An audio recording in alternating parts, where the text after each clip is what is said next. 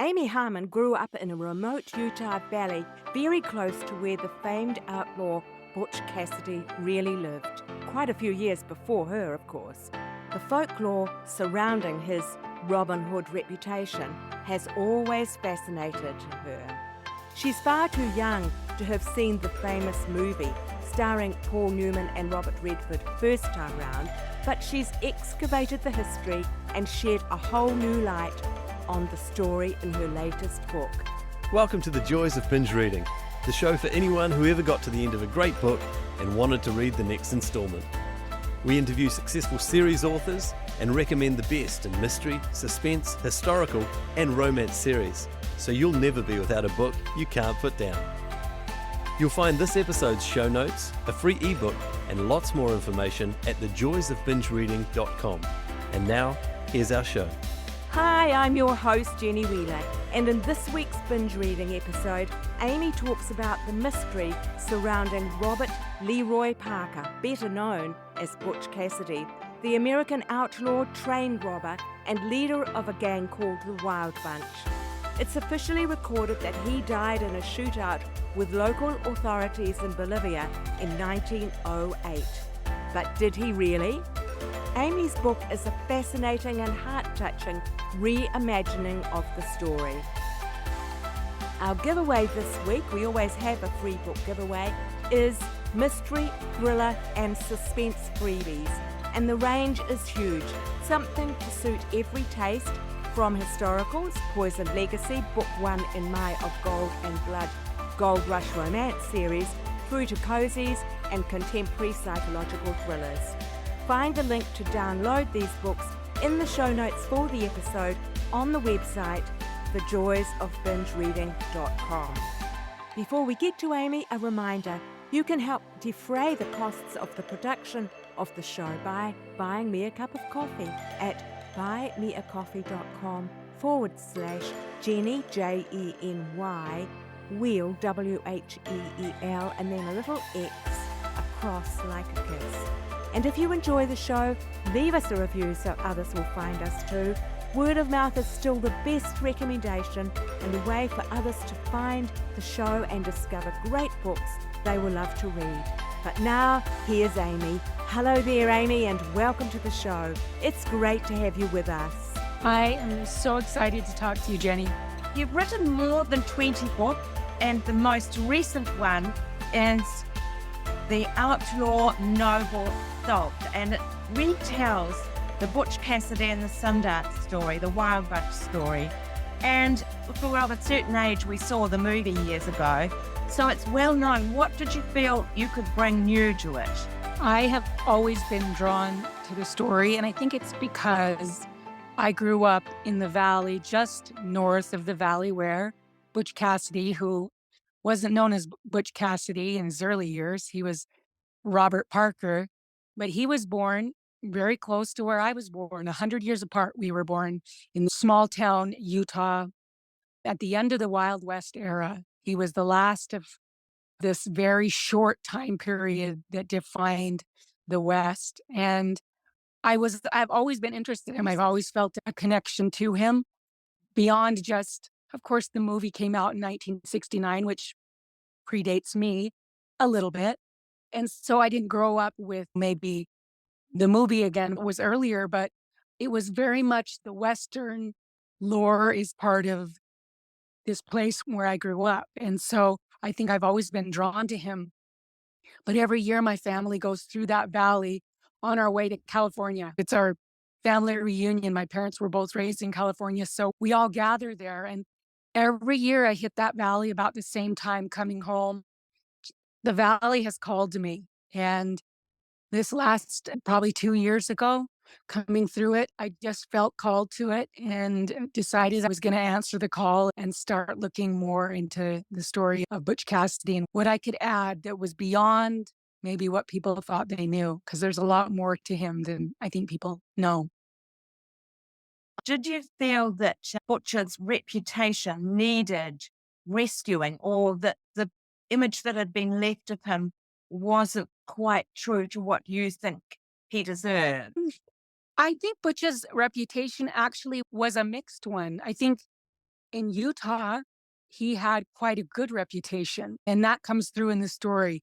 Even though he was an outlaw, he had this kind of Robin Hood reputation, this gentleman outlaw, if you will. He was very respected in some quarters because he lived with a certain ethos of do no harm. So he robbed, but he gave his winnings to the poor and he didn't harm anyone. He didn't hurt anyone. It was this part of his personality that was also interesting to me, that he had these lines that he drew for himself. What I wanted to resuscitate, or what I wanted to maybe explore, was the way that Butch Cassidy felt about himself. And the more research I did, the more the sense of regret that I felt. And I think there's a bit of channeling that happens when you really dig deep into someone else's life. You start to feel the way they may have felt. And I really felt his regret. I think he got pulled into a life that he didn't realize he was being pulled into. And that sense of that it was too late really came through when I went through his history. I really felt like he regretted the choices that he made as a young man and then could never quite get out of the life and that he'd made for himself. And so this was my chance to give him a different ending. And I felt that sense of euphoria, or this sense of maybe I gave him some redemption that life didn't give him. Yes, and in the book, it comes through that I believe that he committed virtually no murders himself. He got into the Wild Bunch gang, as they were called, and there were some rather mean-spirited men there who Mhm. felt out too much conscience. And of course, he was associated with those men. Is Sure. how you see it. Yeah, he was associated. I don't know that the things that even the Wild Bunch, the men he was associated with, I don't think any of those things happened when he was with those men. That was a line. And he's adamant about that. That the people he was with or got wrapped up in, as far as the robberies, he was pretty adamant about that when he was on a job, that those things didn't happen. And of course, at the end of the Butch Cassidy's and the Sundance Kid, the movie, there's a shootout. And if you're shooting, somebody's going to get hurt. I don't know how much he can really claim that he didn't hurt anyone, but that was the reputation, that he never killed anyone. And in the book, he's got a brother who also causes him some difficulties. Did he have a brother? Is that a true part of the story? Butch Cassidy, or Robert Parker, was the oldest of 13 children. He had lots of brothers and lots of sisters, but there was a brother named Dan that wanted to follow in his brother's footsteps. And he ran him off. He was adamant about his brother not getting involved. And so it was that I then took the inspiration for the character Van in the book. I didn't want to make a villain or out of a real person. And I do think that Dan Parker went on and made good. He struggled a bit and got involved with things he shouldn't. And like I said, Butch Cassidy had to run him off. But it gave me some inspiration for some characters that were fictionalized in the story. And as you mentioned in the movie, sadly, I'm old enough to have actually seen that movie when I was a younger person. But in the movie, they do die in the shootout in Bolivia. And that's a long-standing point of discussion, whether that really did happen or whether Yeah. I read a little bit online, and one of the thoughts was that they have since exhumed bones down there and found that they were not Robert Parker's bones. Tell us about that strange, ambiguous ending. It is a strange, ambiguous ending. I actually think the movie is a great movie. I think that the movie captures the sparkle and the wit and the personality of Butch Cassidy. I really think it was well captured. And I think the ending was perfectly ambiguous because we really don't know. It was believed that for a long time that that Butch Cassidy and the Sundance Kid were killed in Bolivia in a shootout. Have been so many people that are still kind of Butch Cassidy hunters, that still are obsessed with him and have gone on these long treasure hunting, treasure seeking journeys. But his family, his youngest sister, insists that he came back to the little valley in Utah that's just over the hill from the valley I grew up in. She insists he came back, which is pretty hard evidence. And it is believed that he is buried on this property, on the family's property, and they all went to their graves keeping that secret. As if he is buried there, no one knows where. And it makes sense that they wouldn't want anyone to know, because there would be no way that he would be left to rest in peace. So that is the belief that his family, members of his family had, and that kind of testified to. But as far as hard evidence, bones or remains or anything like that, there have been no remains. Either place. Yeah, understand how the family, it would become some sort of tourist was thought that you can understand they would keep it quiet. But give us a bit of insight into your writing process. This book, and mine's changed as you developed over your 20 books, but with this book, how did you tackle it? Oh, every book is so painful. And I think that's a hard thing for early writers that are just getting started. I don't know how to do it without really going deep as far as character studies, and you never know where the story is going to lead. For me, it's always a really painful, it's glorious, but it's painful. It's like having a child. That's the only thing, that's the closest thing I can compare it to. Having had 4 children and having written 20 books, there's this sense of laboring and giving birth to a new being. And this one was no different. It was being pulled along and following the trail of breadcrumbs or the trail of history, and digging and excavating and trying to really discover what it is that you want to say and what story you want to tell. And you just have to follow that process and stick with it. For me, it's always really painful right up until the end. And I never have that sense of always knowing where I'm going or having it be easy or having it just flow. For me, it's always painful. It's always a process, but there's nothing like having written. I'm not the first one to say that. I don't necessarily always like writing, but I love having written. I love the whole process. When it's all said and done, there's really nothing like it. So for me, it's just that sense of having faith and sticking with it and just continuing to chip away and tell the story I set out to tell, that I feel like I've actually accomplished. And do you do all of your research before you start writing a word? I don't think there's any ending or beginning to the whole process. You have to do enough research that you have a foundation and that you have an idea and that you know your characters and you know the setting.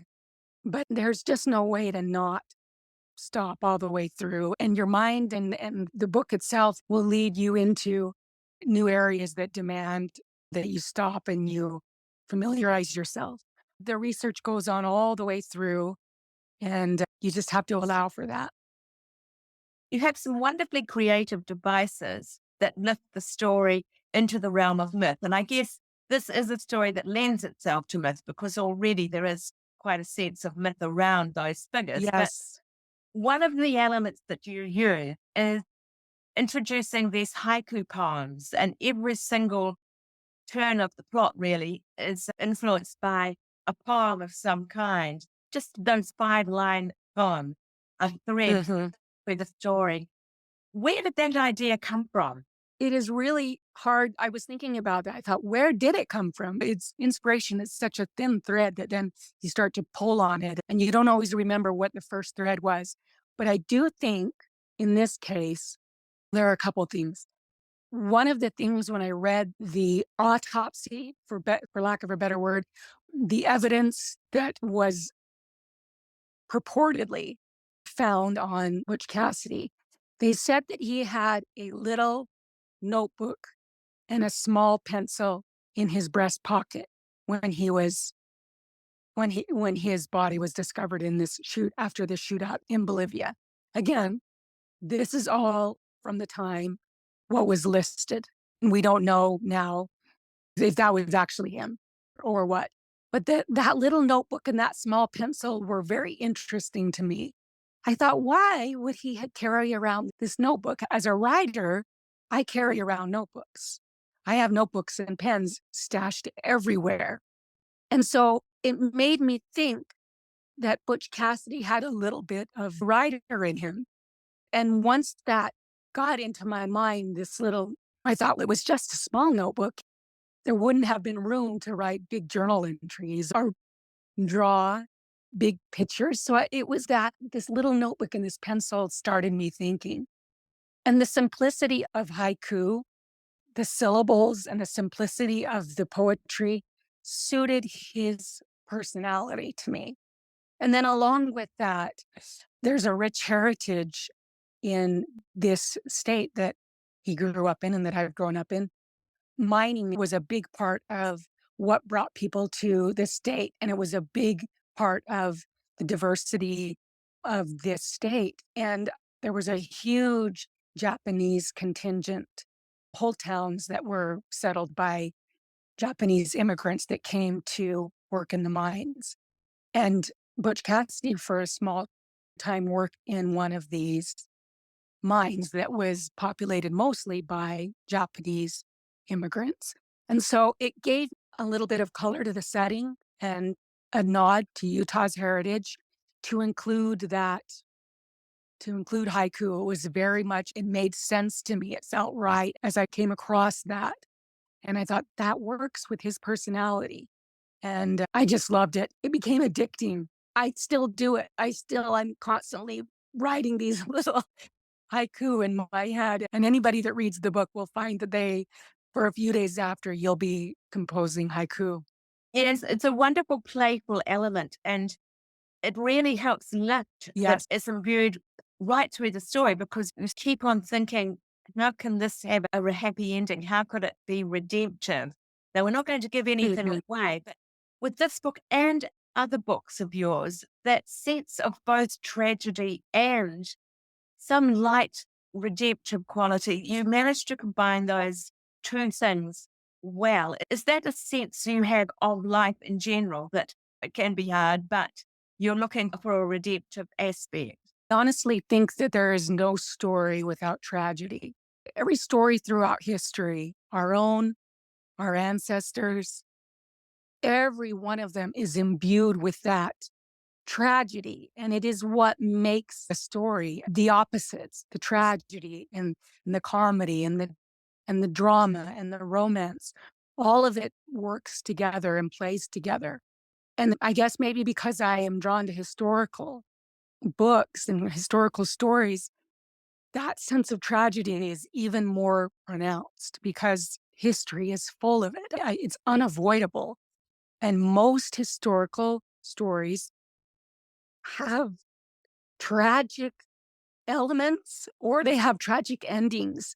And yet I want to write romance, which demands a happy ending. If anybody that talks about romance demands that, that they have a happy ending. That's one of the tenets of that genre. And so I juggled that, wanting to be true to people's true stories and to people's real struggles, and yet have that sense of hope that I think life also has in spades. Life always has this sense of hope. And I think that is an element that runs through all of my stories, that hopeful element, that even when things are really dark and even when things don't have happy endings, which in most cases, if you're working with historical people, they don't. So you have to find a way to flip that on its ear and give the reader that light at the end of the tunnel or that pot of gold at the end of a rainbow. So yeah, I definitely have that element on all my stories, and I don't ever see myself being able to avoid it or even wanting to avoid it. That does bring us to another book that very much parallels this one in terms of your theme and even your character being a well-known, this time a crime fighter who's had a Mhm. of screen appearances, and that's Elliot Ness. And you've written The Unknown Beloved, which takes Elliot Ness's story. Tell us how that one worked out for you. That one's so interesting because Elliot Ness is not the main character in that. He is a side character, which is actually easier for me to do. I did the same. I used the same when I wrote What the Wind Knows. I used Michael Collins, who is a great Irish figure. I used him as a side character. And I did the same in The Unknown Beloved with Elliot Ness, because a lot of people know Elliot Ness only through his crime fighting days in his 20s, Al Capone and the taking down of the mob in Chicago. I didn't know the rest of Elliot Ness's story. I actually came across some of the mafia elements when I was writing the songbook of Benny Lament, which was set in the 60s. And it was had some mafia elements. And when I started to dig around in that, I came across what happened to Elliot Ness in later years. And the main character in The Unknown Beloved, who is a man named Michael Malone, a real man, a figure in history who would have known Elliot Ness, but he wasn't as known. And so I was able to make his story be the main force in that one. But yeah, it's interesting to take real characters and again, turn it on its ear a little bit and say, what if, or here's another element that you might not have been aware of. And so people get these real life stories and these real life people, but then they get this fiction wound through it that gives them the history, but also gives them maybe an alternate ending. Yeah, Elliot Ness didn't have a good ending either. That was an interesting way to wind him in and to further his story, but at the same time, not have to focus on his ending, which wasn't a very happy one. Yes, you do say history is messy and hard and often sad, and you sometimes find it hard to give your historical stories a good ending. So that's part of the labor process. Yes, yes. 700 years, when I was doing the research for What the Wind Knows, 700 years of Irish history. I'm like, where do I even begin? And it doesn't end well after the Irish Revolution, which is where I focused that story. If you talk to any Irish person, of which that's my heritage, it didn't end well. It was very sad. The country was very split. And so, yeah, you have to find where it is that history is hopeful and wind that into the darker elements of human experience.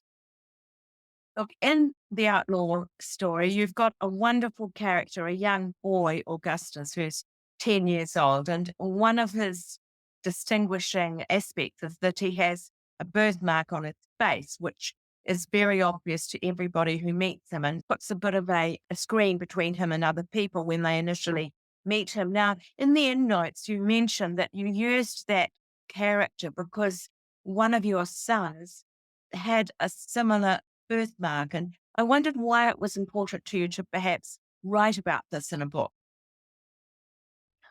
Yeah, my son Sam, who's just turning 14, was born with what they call a port wine stain, and it encompasses half of his face. It's like it sounds. It's wine colored. It's very thick and dark. There are new treatments in the last 20, 30 years that have come around where they can laser the marks and help improve the appearance. But every mark is different. And Sam has had to learn how to live with that aspect. It hasn't been pleasant. It's a hard thing when you're born with a very distinguishing, it's called a deformity. I don't look at it as such. In fact, I find it quite endearing and I think he's quite beautiful, but it has been hard for him and lots of staring and lots of questions and people not knowing how to quite interact with him. I think people, once they get to know him, forget that he even has it. You get very used to it. In fact, I forget. And then I will notice sometimes we're out in public and I'll notice people staring and it comes as a shock. And then I look at him anew because I forget. And so those experiences as his mother, wishing that I could take it from him, but then understanding that in many ways it's a gift and that it has forced that character arc in him that he would otherwise not get. And that it's, like I said, in many ways, it's a beautiful gift. But that experience that he's had made it very easy and very cathartic for me to write Gus with the same difficulty, with the same ailment. And it also made for an interesting comparison with a man, Butch Cassidy, wishes that he could hide from his own identity. And the sense that both have that you can't hide, that who you are will always be there. And that you have to live in a certain way, that the crosses that we bear or the mistakes that we make, that those things we will carry and that we can't hide from them. And who we are matters, both on the inside and the outside. So it was an interesting way for these two people to bond, for this boy to bond with this outlaw who was in many ways trying to hide and realizes he can't. And for this boy that wishes he could hide and can't. It was an interesting character study. Fantastic. When you first started writing, did you have a goal in mind and have you achieved it yet? With this book or overall? Overall, I don't know if I'll ever achieve it. And that's good because it's never about reaching the summit. It's never about reaching the peak. It's always about the journey. And I'm convinced that's what storytelling is. Storytelling is about the journey. It's never about the ending. Although there's nothing like really nailing that ending or nailing that landing. But no, I don't hope I don't ever reach. I hope I don't ever reach the summit because I think that there won't be any more stories in me. I have to continue seeking. It's the seeking that really makes for a great story. And so I'm looking forward to continuing to seek. let's talk about Amy as reader. I always like to ask our guests about their reading habits and if they've got anything they'd like to recommend to other listeners. Most of our listeners are obviously voracious readers. What are you reading at the moment? Have you been a binge reader in the past? Give us a bit of sense of what you love most about reading books yourself. I have been a binge reader all my life. It's actually up until I started writing and then could no longer binge read. I still have stacks and stacks, but a lot of it is research. I don't read as much fiction as I used to, but growing up, I grew up in the middle of nowhere and my parents let me and encouraged me to read everything and read everything I did. Books were my friends. That was my escape. In many ways, my whole life revolved around what I was reading. And it continues to this day that I've been formed by the stories that I've read. I still love Shakespeare. I still love historicals. I grew up reading Louis L'Amour. I don't know how many, I'm sure readers are familiar with Louis L'Amour, but a Western writer that, interestingly enough, his agent and my agent are connected. My agent is the daughter of his agent. So it's really wild that I grew up reading Louis L'Amour and the stories of the West, which felt very much a part of my life. And then having grown up and having that connection. But lots of Louis L'Amour, books like Lonesome Dove. I loved the stories of the West, but I loved the stories of medieval times. I loved King Arthur. I loved all of that that sense of, again, mythology and legend mixed with history. And I think that all comes out in my books. Some of my favorite, more recent reads are anything by Susanna Kearsley I like. My favorite of hers is The Winter Sea. I I love The Bronze Horseman by Paulina Simons. I love books like The Scarlet Pimpernel. I grew up reading Beverly Cleary and Judy Blume. Anne of Green Gables was probably my favorite book. L.M. Montgomery. She was probably one of my favorite writers and continues to be probably the most formative writer of my life. And I also love poetry. I'm a fan of Yeats and Dickinson. And so I read everything and was allowed to read everything. And I continue to be blown away by some of the old books. And I go back and revisit them because they really are what formed me and made me a writer. I'm interested in your comment about Anne of Green Gables being formative. Tell us a little bit more about that. It's interesting. Lucy Maud Montgomery did not have a Anne childhood. We know that Anne is an orphan and is adopted by a brother-sister combo. And of course, anybody that has read those books knows that it was, and then knows the writer, Lucy Maud Montgomery. It was her escape. Writing Anne of Green Gables was her escape. She did not have a good childhood and a good life. It was a very sad existence. And there was a sense of her living the life that she didn't have through her stories. I definitely can relate to that the sense of writing stories that are very personal and that almost feel biographical, but yet are alternative history, or alternative past that maybe we don't all get to take. We all have struggles and difficulties. And yet we can write stories that give us the life that we otherwise wouldn't have. I think that's one of the most beautiful aspects of being writers, that we live, and readers too, but as writers, we get to live all these lives. And so in that way, it was formative in that it introduced that to me, that idea of living more lives than the one that you know, the one life that I have. But then as a writer, I've been able to continue with that journey. Fantastic. I must admit, I didn't know that about Lucy Montgomery and her life. So I look at it with new, fresh eyes now. Yeah. Tell us about the next 12 months to you. What have you got on your desk for Amy as author? What does the next year hold? I'm thick in it. This time of year is always the busiest time for me because I have a book that releases, The Outlaw Noble Salt, which will release April 9th. But that's around the time where I have my new deadline. I've pushed it back a ways because it was killing me every year to have a book release and also a book deadline in the same month. So I pushed it into the summer. But the book that I'm working on now it has some of that magical realism of some of my other stories mixed with a very interesting two historical periods.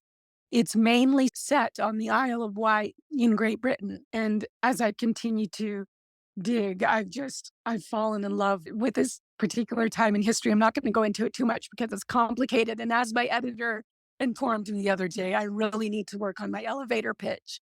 But yes, I'm working on something now that has history and royalty and British history all wrapped up around this Isle of Wight in Great Britain. So that's happening right now. And which time periods are we talking about? We're talking about 1500 and we are talking about 1900.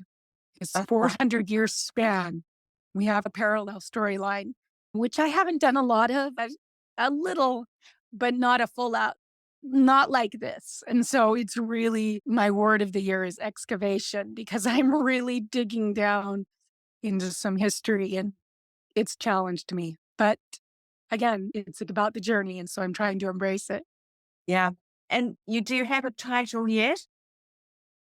I do not have a title. It keeps changing. So nothing yet. I keep thinking the Isle of Wight, but I think my publisher is going to say we need something different than that. So right now it is untitled. Okay. We always like to finish up and we're starting to run out of time, but do you enjoy interacting with your readers and where can they find you online? I love to interact with my readers. I'm probably the most active on Instagram. It's the easiest platform for me. And I find for me, it's the friendliest platform. There's less drama there. And I definitely not interested in interacting on that level, but I find Bookstagram to be very lovely. So I'm quite active there. I do have a newsletter and a web page, and I get reader email all the time on my website, author amyharmon.com. And I always try to answer unless it's just nasty, and then I don't answer. But yeah, I love to interact with my readers, and I love when I get reader email from people that have connections to my historical characters, because that happens all the time. And it's lovely to connect with the real descendants of some of my historical characters. Give us an example of one of those. What historical characters have people followed up with you on? I've had people contact me that knew Michael Collins, or who had parents that knew Michael Collins. And that was really interesting. I had a woman that was married to the nephew of Michael Malone from The Unknown Beloved. I had many people contact me of Deborah Sampson from the book A Girl Called Sampson, about a woman that dressed up as a man during the Revolutionary War and actually fought all the way to the end, made it all the way to the end without being discovered. Really a fascinating woman, again, called Deborah Sampson. And that was 250 years ago, but many descendants, 6 or so people have contacted me and that are Samsons or descendants of her. And so that was very interesting. Yeah, that's fantastic. You mentioned the Benny Lament. Is there any historical basis for the Benny Lament book? Not historical basis in the main characters. Benny Lament and Esther Mine are figments of my imagination, although that book, I think, as much as any, has this sense of reality and of realness and rawness. I actually was fortunate enough to sing with Gladys Knight in her gospel choir for many years. And I got to know Gladys Knight's story. And it was through her that the character Esther Mine was born. And so I think that sense of reality that really comes through in that book, that sense of real history that comes through, even though the characters are not real people, is probably due to my relationship with her. It's remarkable. How did that come about? I heard about these tryouts for this gospel choir. I was living in Las Vegas, Nevada at the time, which is where Gladys Knight lives. And she put out word that she was doing this large gospel choir. And I didn't know any better. I wasn't intimidated. I thought the worst thing that could happen was that I could be turned down. So I went and auditioned and I made it into this choir. And like I said, for many years, traveled around, and it was all volunteer members of this gospel choir. And it was just a remarkable experience. Were you writing at that time? I was not, interestingly enough. It was not until I take that back. I had written my first novel right towards the end of that period when I was in the choir. I had written it over time. And it wasn't until I had a surprise baby, Sam, the one with the port wine stain. He surprised me and took me out of my game. And I had to take a look at my life and figure out how to do things a little bit differently when he came along so that I could be a stay-at-home mom. And it was at that point that I dusted off this manuscript I'd written a few years before he was born and figured out how to self-publish. So all of that kind of was at the same time period. But no, it was Sam's birth that meant I couldn't travel with the choir anymore. And it was also Sam's birth that made me dust off this novel I'd written and look into getting it published. So I always tell him he's the reason I'm where I'm at now, 15 years later. That's wonderful. And do you still sing? I don't sing as much as I used to. I have some health issues that I'm very hoarse all the time. This is as good as it gets on the voice. So I sing a little bit, but not professionally. But just for your own soul. Just for my own enjoyment.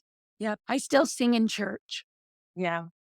Look, Amy, it's been wonderful talking. We've actually run over time because I just have been enjoying it so much. But thank you so much. I appreciate you, and this has been a lovely conversation. Bye. New Zealand author Chris Draper fell in love with the Australian outback while working in Adelaide, South Australia, and decided it was the perfect setting for his fast-paced, optimistic techno-thriller, Goodbye Woomera Bow. And it couldn't be more topical, revolving as it does around artificial intelligence and intergovernmental tensions between friendly and not-so-friendly powers. Erin Brightwell is a brilliant young researcher and technician who has done some research that's essential for national security, being chased by many different entities. It's a great read, and Chris will be on the show in 2 weeks' time. Remember, binge reading is fortnightly this year, so Chris will be on in 2 weeks. That's it for today. See you next time, and happy reading and listening. Bye for now.